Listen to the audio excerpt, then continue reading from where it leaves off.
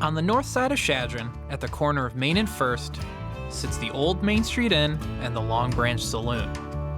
In a building that has been around since the birth of Chadron, it's had many owners and seen many guests. One owner was Eva Gore Bracken. Eva came to Chadron in 1946, following a wartime job building planes at the Glen L. Martin bomber plant. There in Chadron, Eva entered into the bar business. One of the ladies in town had a bar on 2nd Street, and she said to Mother, she said, "Eva, I want you to come and take this bar." So Mother took that bar, which was the 77 Lounge.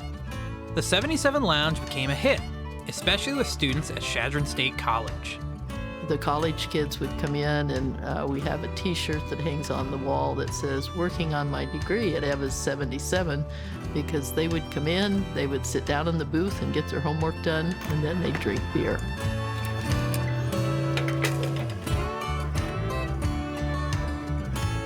The current owner, Jeannie Getzinger, is Eva's daughter.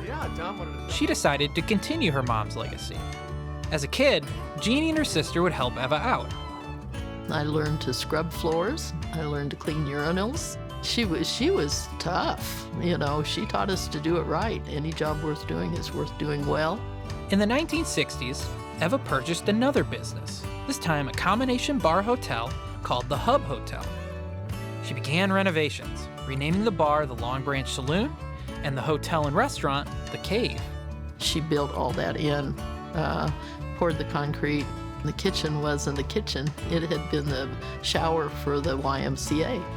It was a massive undertaking, and she was brilliant. Nobody else had ever held 2 liquor licenses in Chadron, and so she was very, very proud of that fact. Her establishment became a place that was accepting to all walks of life, as well as a little bit controversial. She brought in the first go-go dancers. These people were entertainers, they weren't strippers, and that caused quite a flurry. It was described as the most uninhibited night spot in western Nebraska, and so it was quite a place.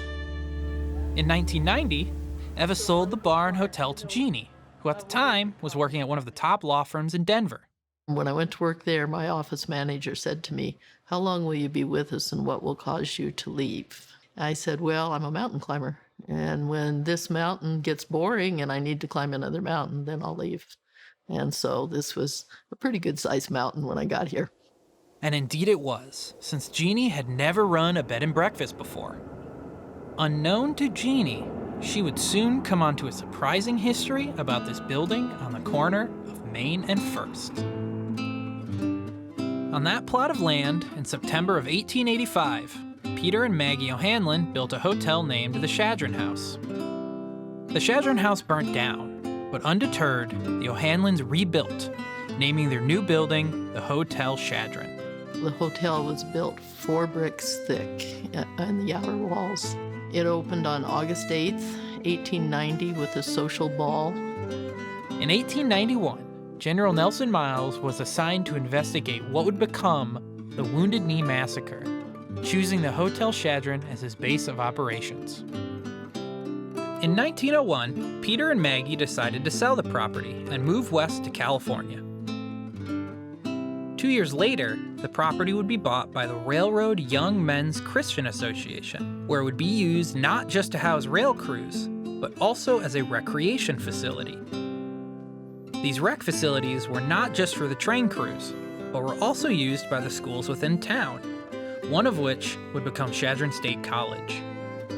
The college, when they were looking to put a college in western Nebraska, they were considering many different places, but there was already a gymnasium here they could use until they could build their athletic facility. The Railroad YMCA, likely a casualty of the Great Depression, closed in 1931. Soon after, the building was bought and changed into the Commercial Hotel, and then the Hub Hotel.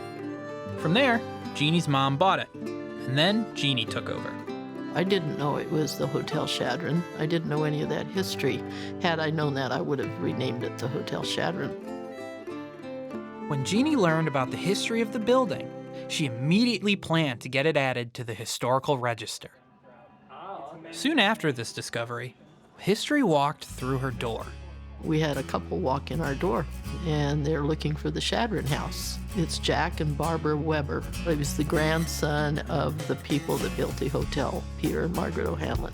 And the grandparents were so proud General Miles took headquarters here. So they wanted to come and see it. I took them out immediately to the corner of the building, because on the corner of the building is scratched J. O'Hanlon, and it's very faint. I said, "Is this your family that scratched this in the brick?" And he looked at that and he says, "Oh, that was my Uncle Jack. That's who I'm named after. He was a rascal." But he went 2 bricks down from that. Scratched in the brick is Anna. The ends are backwards. And he said, "This is my mother. She was dyslexic." Nebraska's own Dick Cavett was a regular at the old Main Street Inn. He did just walk in, and we were swamped. So I took him upstairs. We had 1 room left, the General Miles suite. And he said, "Oh, this is lovely. It's just like home." Then I brought him downstairs to get him checked in. And my mom was walking by. And so I said, "Mom, I want you to meet Cavett." He told me his name was Cavett. He didn't say Dick Cavett. Mom just looked at him, and she just giggled, and she took her finger, and she turned his head to the side. She said, "It's Dick, isn't it?" And he just loved that, because she knew right off. Even today, despite the restaurant portion closing and the hours at the bar becoming more limited, Jeannie still opens her doors to both old and new friends. There's Tess and Don Anderson, who had their first date at the Old Main. He was here early. I was so nervous. I was like, why am I nervous? I had to grab onto the railing. It hit me like it was the most terrifying and exciting and thrilling moment, where something is like a thunderbolt. It hit me and said, "You're gonna spend the rest of your life with this man." I was like, that's a lot to put on the first date. But I went through with it. We had a great time, and we found even more that we had in common. And that was March 6th, 1998. And I remember that because we got married on March 6th, 1999. So we got married a year to the day of our first date at the Old Main Street Inn.